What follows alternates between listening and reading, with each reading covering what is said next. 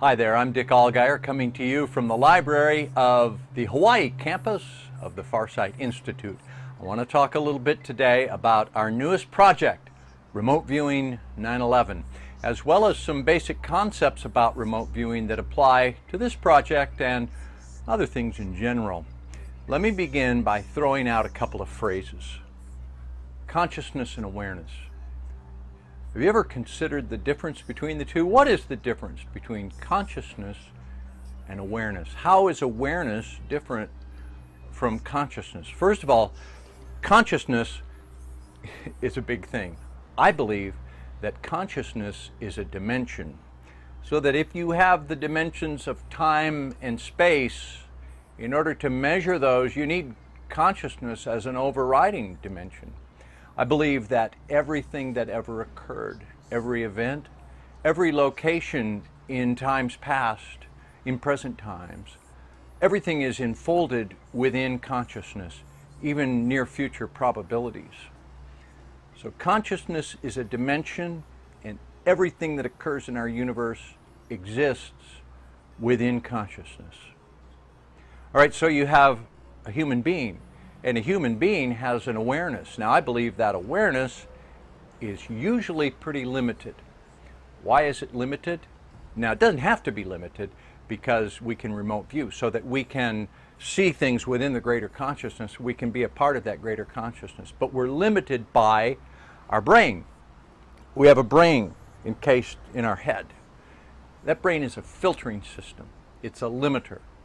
We are here to have this three-dimensional physical experience, and we can't have all the information of consciousness flooding us at all times, so our brain keeps us within a narrow scope of awareness. Speaking of narrow scope, let me put up the electromagnetic spectrum chart. All right, we have the electromagnetic spectrum. This is how the universe communicates via these waves. And let me give you a little secret. At that end, where they get smaller and smaller, X-rays, gamma rays, it doesn't end there at the end of the chart. And the wider ones over here, they don't end on that side of the chart. There's an unlimited spectrum of frequencies. And that's consciousness. The universe communicates. Everything in the universe communicates, and the way it communicates is via this electromagnetic spectrum. Remote viewing is a communication skill. So if the universe is communication and the universe communicates via electromagnetic waves, then how would remote viewing work? There's a clue. We can do a whole lecture on that, but that's another subject. So you have your person here with an awareness and a brain, and then over here in consciousness is an event. How do you remote view that event? You use the protocol methodology that you've been taught, your remote viewing training, to displace a portion of your awareness within consciousness to that event. You resonate with that, you emulate it, and information passes from the greater consciousness through your displaced awareness back to your brain. That's remote viewing in a nutshell. So, speaking of events, there was a big event, and that was 9/11. 9/11 happened. It was dramatic. It was earth-shaking. Physical things happened. People died. People had emotions. There is a reality to that is imprinted within consciousness. So the 9/11 event is what we call a robust event. It has a robust signature within consciousness. It is something that we can remote view. Now, as soon as we announced this project, there was a blanket condemnation of it using one term. You can use one phrase. It's kind of along the lines of conspiracy theory. Among remote viewers, that phrase is telepathic overlay. Oh my goodness, telepathic overlay, the feared telepathic overlay. Lions and tigers and bears, oh my, I hope I don't get telepathic overlay. It's like the doctor of remote viewing tells you, I'm sorry, sir, you have telepathic overlay. Negative. Let's dispel telepathic overlay. Telepathic overlay was a term coined by one person. Now it's been adopted and used with great authority, usually by novice viewers. These are people that have had like 3 days of training. Maybe they had the whole 1 week course. Oh, now I'm a remote viewer. I've trained for like a week. But I didn't hit target. Well, I did get wavy across, and it was water, but nothing else matched the target. But I'm psychic because I had this training. So what happened? Well, it was telepathic overlay. Yeah, I had telepathic overlay.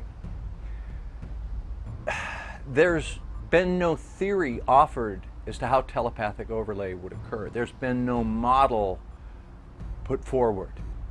I've seen no evidence of telepathic overlay. I've heard of no studies that have been conducted. It makes me choke up talking about it. There have been no studies conducted on, excuse me, telepathic overlay. So I want to reject that right now.